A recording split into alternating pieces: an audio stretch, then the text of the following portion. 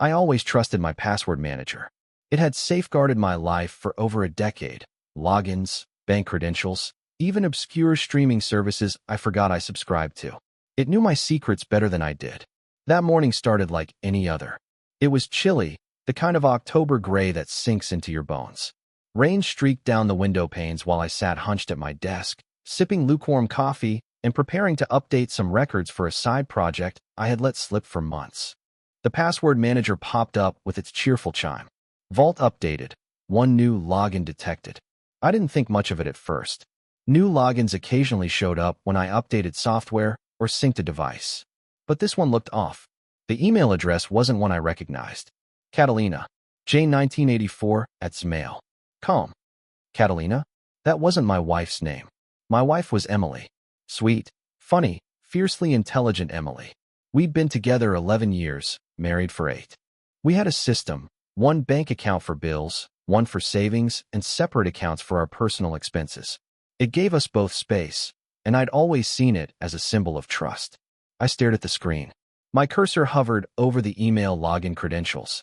It wasn't just a random detection. This email had been saved under my account. The vault recorded its creation 6 months ago. The autofill history showed it had been accessed from our home IP address. Not once or twice, but dozens of times. Curious, I clicked Launch Site. It brought up Gmail, a lesser-known encrypted email provider known for its privacy features. I entered the saved login. No two-factor authentication. No backup verification needed. Just an inbox. It opened. Unread messages filled the screen. 42, to be exact. But what stopped me wasn't the volume. It was the subject lines. Last night was perfect. Can't stop thinking about you. Need to be careful. He's getting suspicious. Catalina, I miss you already. Here's the hotel info. Same place, different room. I couldn't breathe. My vision narrowed. It was like my body knew before my brain could process it. I clicked the first message. It was short. I still smell like you. I wish we had more time. I hate these weekends when I have to pretend. But I love the risk. I love you. D. I clicked another. Catalina, I dreamed of you again. I woke up hard and frustrated. He doesn't see it, does he? God, it makes it better knowing you're lying next to him with me on your skin. The words hit like a freight train. My palms were clammy. I felt like I was sinking into the chair. My ears rang. I checked the time. 8:23 a.m. The kids were at school. Emily was at her office. I was alone in our house, surrounded by silence that now felt hostile. Catalina. Was it her middle name? A code name? Why that name? My hands moved on their own. I clicked through the messages, each one building a clearer picture than the last. The sender was always D. No full name, no address. Just D. Some messages included attachments. Images. I hesitated before opening them. My finger trembled over the mouse. But then I clicked. The first was a mirror selfie. Emily, or rather, Catalina, wearing lingerie I had never seen before, her expression sultry, playful. The background wasn't our bedroom. It was a hotel room. The second photo was more graphic, and I had to close it, my breath catching in my throat. I leaned back and stared at the ceiling, swallowing bile. My wife, Emily, was someone else. Someone I didn't know. Someone who had a secret name, a secret email account, and clearly, a secret life. For a long time, I just sat there, the glow of the monitor illuminating the growing wreckage of my trust. Then I looked at the timestamps. Her last login to this account was last night, just before bed. She had kissed me goodnight, whispered, "I love you," and then sent someone else a message dripping with desire. I went back to the inbox and did something I hadn't dared yet. I checked the sent folder. Every message, every photo she sent, was signed Catalina. I wanted to scream, to call her, to demand answers. But instead, I did what I always do when something breaks. I analyzed. I pulled up the IP history. The account had been accessed from multiple locations. Our home, a downtown cafe, and, on 3 different weekends, a hotel in the city we used to visit together before the kids were born. The same hotel, each time. The name D echoed in my mind. I dug deeper. The emails referenced a schedule, mentions of flights, a dog that needed walking, details. They painted a picture. This wasn't some cheap fling. This was a relationship. She was in love with him. My wife was in love with someone else. And she was hiding it behind an email account the password manager must have scraped from a browser autofill when she last used my computer. That's how it ended up in my vault. She must have forgotten to delete the login, thinking it was buried. But nothing stays buried forever. I wasn't ready to confront her, not yet. My anger was volcanic, but I knew if I exploded now, she'd lie. Deflect. I needed more. I returned to the inbox and downloaded every message, every photo, and every piece of metadata I could find. I backed them up to a private flash drive and encrypted the folder. If this turned into something legal, custody, divorce, I'd need documentation. Once the inbox was saved, I cleared my tracks. I logged out, wiped history, and disabled the autofill on that login. She wouldn't know I'd found it. That's when I noticed the drafts. 12 of them. Unsent. Some half-written. Others nearly complete. One caught my attention. D. I think he suspects. He's been acting distant, watching me. I can't keep lying. I hate seeing him with the kids, knowing what I've done. Part of me wishes he'd just find out so I could stop pretending. But I'm terrified too. Terrified of losing them. Of losing you. The screen blurred. I wiped my face and realized I was crying. Terrified of losing them. She meant the kids. How long had this been going on? The oldest email dated back over a year. A year. I stood up, walked into the kitchen, and stared out the window. The autumn leaves were falling gently in the breeze, golden and red, like everything was still normal. But it wasn't. I was married to someone named Emily. But she had been living, loving, and writing as Catalina. And the inbox had only shown me the beginning. The next morning, I sat across from Emily at breakfast, watching her pour syrup over pancakes as if nothing had changed. She hummed softly, some old tune I couldn't place. It was automatic, unconscious. I'd heard it for years and once found it endearing. Now it grated like sandpaper. She didn't notice my stare. Or maybe she did and pretended not to. Our kids, Maddie and Caleb, bickered over syrup. I let it happen. The noise helped mask the churn of thoughts spinning through my skull. I had slept maybe 3 hours. Mostly I lay awake, memorizing the emails, visualizing the photos, trying to match timelines. My mind dissected it all with surgical precision, like solving a complicated algorithm, except this time the variable was my wife. And the equation? Betrayal.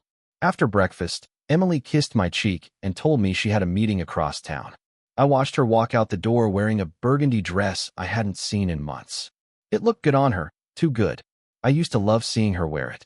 Today, it made my stomach tighten. The second the front door clicked shut, I ran to my study and opened my laptop. The encrypted backup from the day before was still there, untouched. I reread the drafts in his mail account. Again and again. Who was D? There was nothing overt. No full name, no email signature, no pictures of him. Just the occasional breadcrumb. Your dog's barking again in the background. So cute. Tell Jax I said hi. He's such a fluffy loaf. Don't forget your conference next weekend. I wish I could go too. A dog. A conference. A name, Jax. That was something. I opened a new tab and searched for any local businesses near the hotel they frequented that might accommodate conference events. It was a smaller boutique hotel, not the kind that hosted big expos or trade shows. That narrowed it. When I searched their calendar, only one organization stood out across the last few months, the Mid-State Veterinary Association.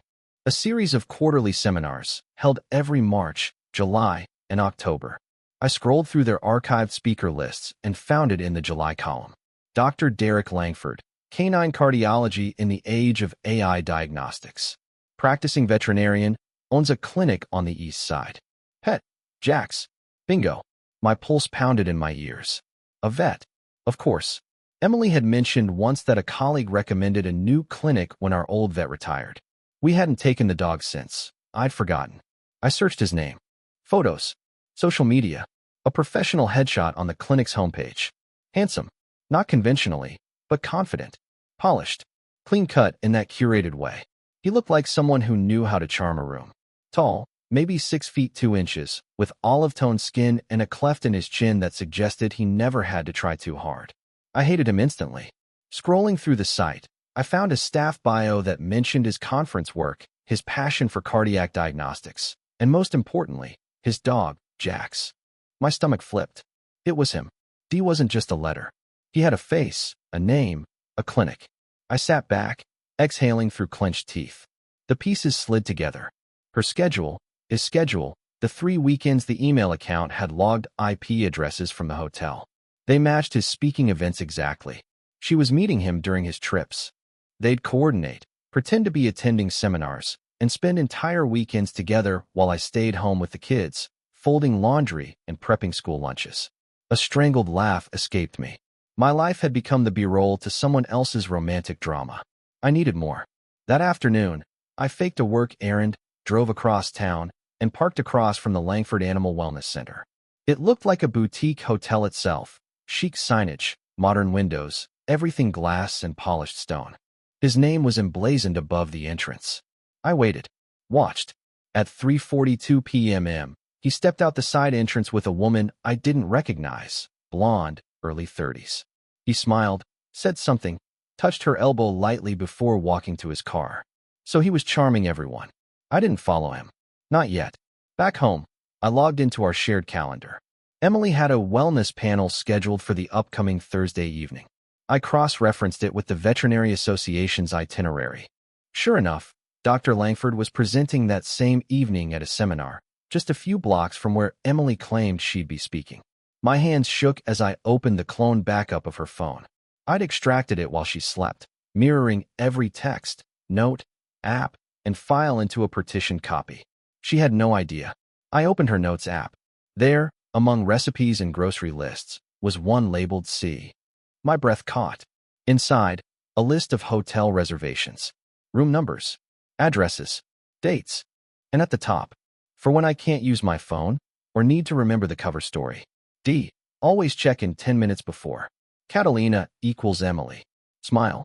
Don't forget sunscreen. It was her cheat sheet. Sunscreen. I remembered now, 3 months ago, she returned from a weekend with tan lines I couldn't explain. She claimed she sat by the hotel pool during her break. I believed her. The list confirmed at least 7 weekends. 7 elaborate lies. 7 betrayals. Probably more. Still, I didn't confront her. Not yet. A fire was growing inside me, but it wasn't just rage. It was strategy, a need for something more than confrontation, something that would hit her where it hurt. She had Catalina. She had D. She had secrecy, romance, double lives. What did I have? I had access. I had knowledge. And I had time. I opened the email account again. There was one unread message. Timestamp, 1:04 p.m. Today? Thursday's coming. I can't wait to have you all to myself again. I keep dreaming of Catalina in my bed, your skin in moonlight. Let's not waste a minute. Rooms booked under the usual name. Same floor, different view. You'll love it. D. I sat motionless, the screen glaring at me. Thursday. That was 3 days away. I leaned forward, cracked my knuckles, and opened a blank Word document. It was time to make a plan. By Wednesday morning, the rage had settled into something worse. Focus. Rage was wild, unpredictable. Focus was controlled, lethal. I moved through the day like an actor in a play, rehearsing lines I'd never say, playing a part one never auditioned for. The devoted husband. The stable father. The man who didn't know. But I did know. And every moment she smiled at me, kissed me, laid her hand on my shoulder, I burned. Thursday's meeting, the one with the so-called wellness panel, was on our calendar, color-coded like everything else in Emily's world. She was meticulous. That used to be one of the things I loved most about her. Now it made it easier to track her deceit. I had everything I needed. The hotel name, the room number, the fake name she used, Catalina Reed, and the timestamp of her check-in confirmation, which had appeared, foolishly, in the clone phone's archived emails. I didn't know what I was going to do with all of it yet, but I knew I needed more. So I called in sick. I told my firm I had food poisoning. In a way, it wasn't a lie. My stomach had been churning for days. But the real reason was simple. I needed to prepare. That morning, I drove downtown and sat in my car across from the hotel. I watched guests come and go. Delivery trucks. Bellhops. A constant rotation of oblivious smiles and weekend getaways. I'd always assumed affairs took place in sleazy motels or back seats, not posh boutique hotels with exposed brick and rooftop lounges. Around noon, I went inside. The lobby was quiet, classical music humming low beneath the marble echo of high ceilings. I took a slow lap, just observing. When the concierge glanced at me, I smiled politely and said I was just waiting on a colleague. It was technically true. I was waiting on someone, just not to greet them. I found the elevators. There were 4 security cameras in each corner and a mirrored wall across from the doors. Good to know. Across from that, a seating area with a view of the street. I mentally marked the vantage points, the blind spots, the places where someone could stand and watch unnoticed. Then I left, circling around the block to a small coffee shop that shared a back alley with the hotel.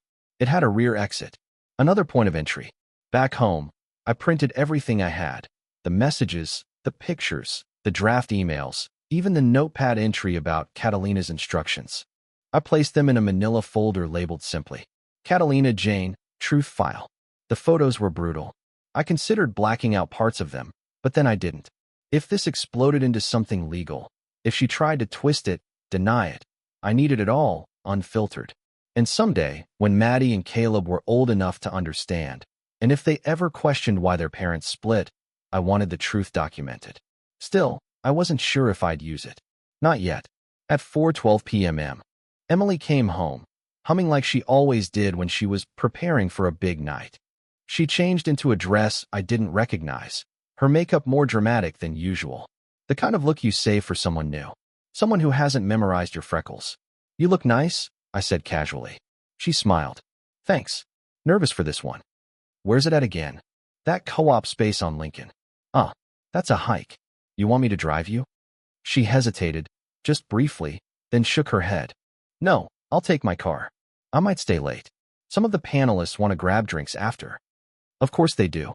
She kissed my cheek, like always, and told the kids she'd be back late. Maddie handed her a drawing. Caleb demanded a hug. She gave them both, her eyes soft with affection. It nearly made me doubt everything. Nearly. Then she left. I waited exactly 10 minutes before grabbing the keys and following. I didn't tail her car. I wasn't trained for that, and the risk was too high. Instead, I drove to the hotel and parked in the adjacent garage. I took the rear entrance through the alley, entered the lobby from the side door, and settled into the same corner seat I'd scouted earlier.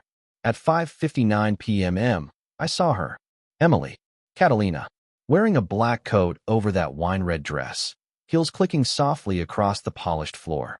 She walked with purpose. Her phone was in her hand. She didn't look up. She went straight to the elevator, pressed the button, waited. When the doors opened, she stepped inside, alone, and then she was gone. I checked my watch. She'd be on the 5th floor, room 508. I waited 15 minutes, not because I was afraid, but because I wanted them to think they were safe. Then I stood. I took the elevator to the 4th floor, then the stairs up to 5. Quiet, carpeted, dim, my heartbeat echoed in my ears.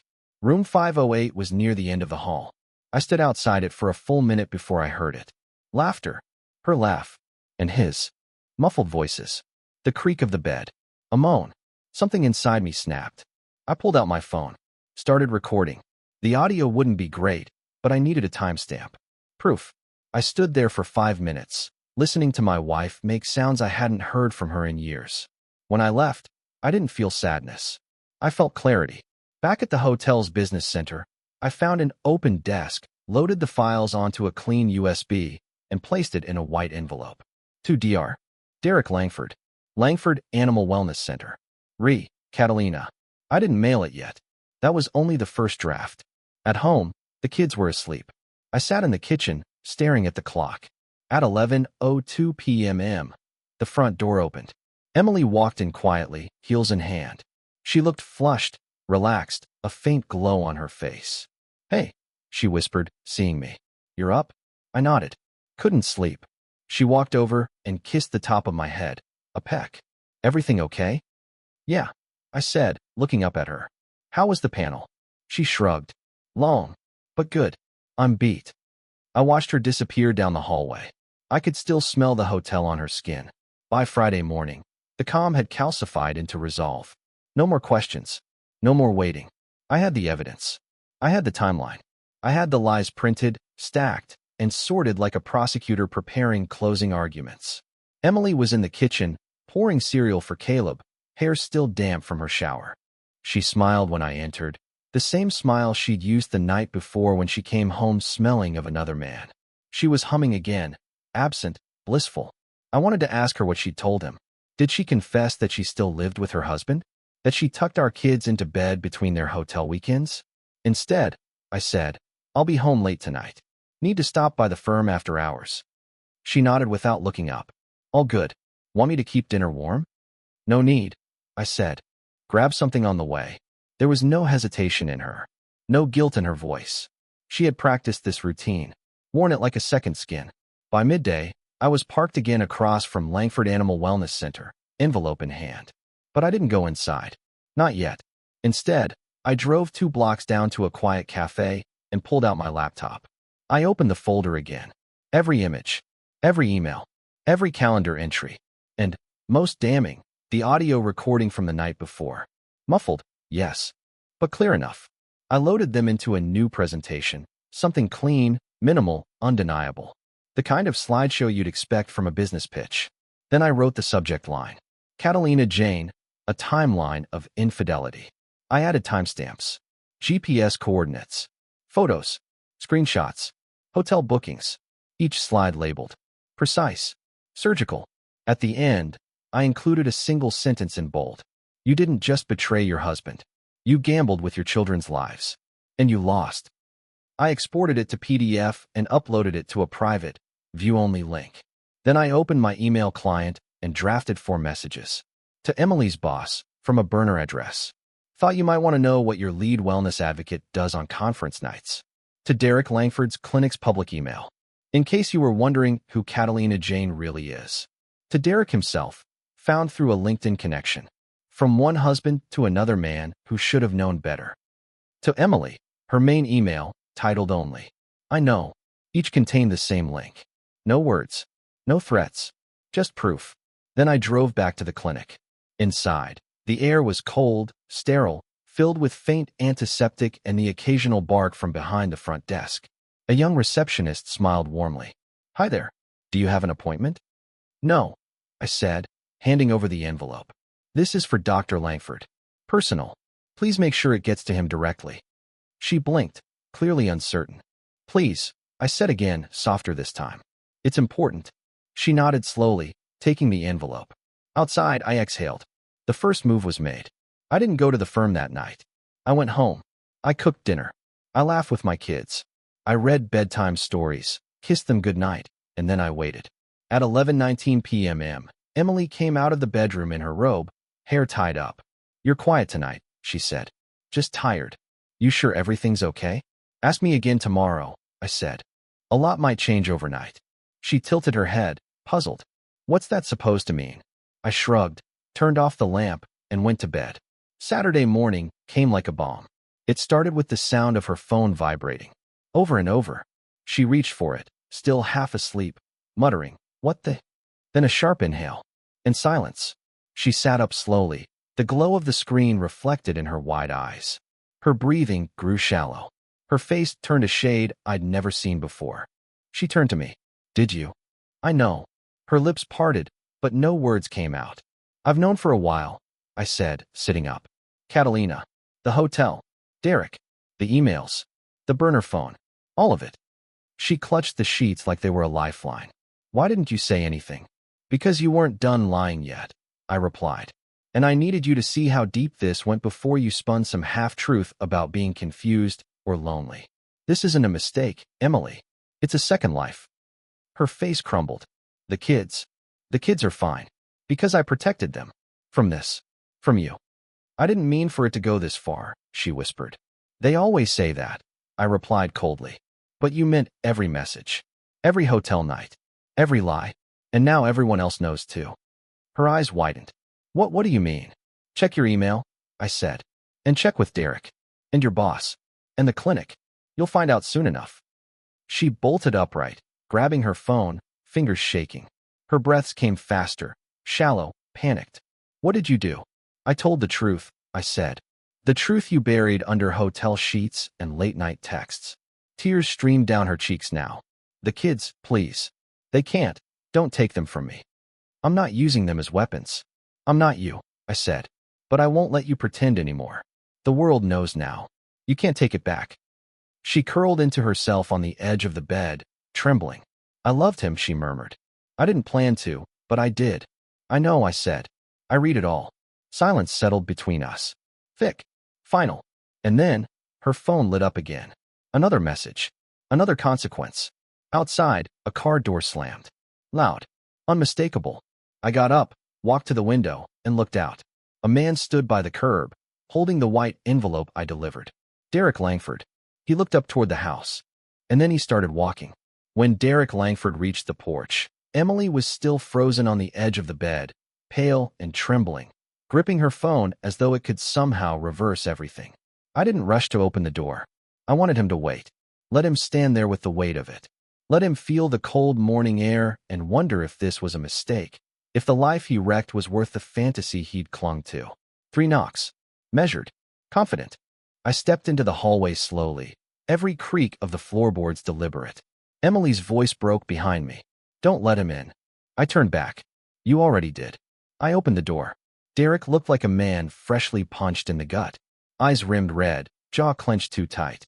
He wore yesterday's button-down, sleeves rolled, collar askew.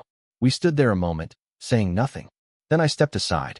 He entered cautiously, like a man walking into his own funeral. Emily had wrapped a robe around herself and stood at the base of the stairs, mascara smudged from crying, face drawn in panic and shame. Why are you here? She asked, voice barely a whisper. You didn't answer my calls, he said, his tone hard. You didn't tell me he knew. She swallowed. I didn't know, until this morning. You told me he'd never find out. I crossed my arms. She said a lot of things, Derek. That's kind of the theme here.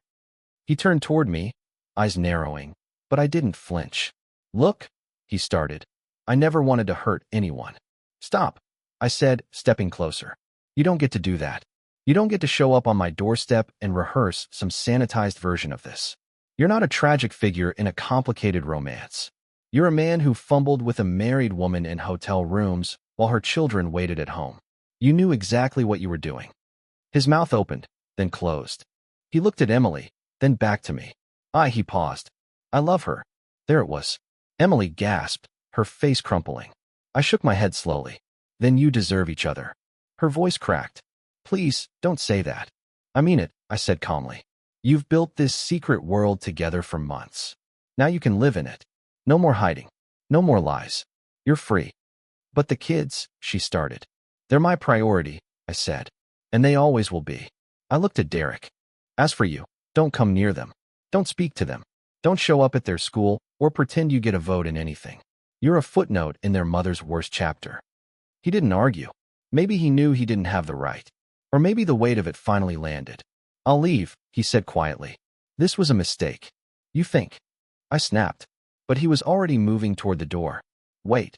Emily called out, her voice desperate. Derek, don't go. He paused, hand on the doorknob. She took a step forward. Please, just don't leave like this. He looked back at her for a long moment. I saw the hesitation, the conflict. And then, without a word, he opened the door and walked out. It closed softly behind him. Emily collapsed into the nearest chair, sobbing. I didn't move to comfort her. You ruined us, she whispered. No, I said, voice steady. You did that the moment you became Catalina. She looked up at me, pleading. Can't we fix this? I shook my head. I don't want to fix a lie. We sat in silence for a long time. Later that day, I called a lawyer. The divorce moved fast. The evidence I had was unshakable. She didn't contest. Her job let her go quietly, citing professional conduct concerns. Derek resigned from his clinic not long after. Word got out. Clients stopped showing up. He moved 2 states away by winter. Emily stayed in town, renting a small place across the river. We split custody of Maddie and Caleb evenly. I never poisoned them against her, but I didn't shield her from the consequences either. One night, a few months later, Maddie asked, "Why did Mom leave?" I told her the truth. She made a mistake. A big one. But she still loves you. And I do too. Do you hate her? Caleb asked, wide-eyed. No, I said after a pause. But I don't trust her. And sometimes, when someone breaks trust, love isn't enough to keep them in your life the same way. That was enough for them. Kids understand more than we think. Life didn't go back to normal. It evolved. The house felt quieter without Emily, but it was an honest quiet. No more whispers behind locked doors. No more mystery text alerts after midnight. Just me and the kids. And slowly, the peace returned. I took time for myself. Therapy, journaling, rediscovering who I was without her. I even started running again, something I hadn't done in years. Each step on the trail felt like reclaiming a little piece of myself. Then came spring. On a sunny afternoon at the park, I met someone. Not a replacement, not a rebound, just someone. Her name was Tessa. She worked at the local library and laughed like she meant it. We talked about books, travel, and things that had nothing to do with betrayal. It felt good, light. I don't know where it'll go, but for now, it's real and honest, and that's enough. As for Emily, she apologized. Eventually, in a letter she left in the kids' backpack one Friday. I read it once, folded it, and tucked it into a drawer. I haven't opened it since. Some wounds need scars to remind you of who you were and who you'll never be again. I'll never be the man who trusts blindly, but I'll also never be the man who lets betrayal define him. And Catalina? She's gone. But I'll never forget the moment I met her, through a password manager and a hidden email account. Sometimes, the truth doesn't scream. It whispers from a quiet inbox. And once you open it, nothing's ever the same again.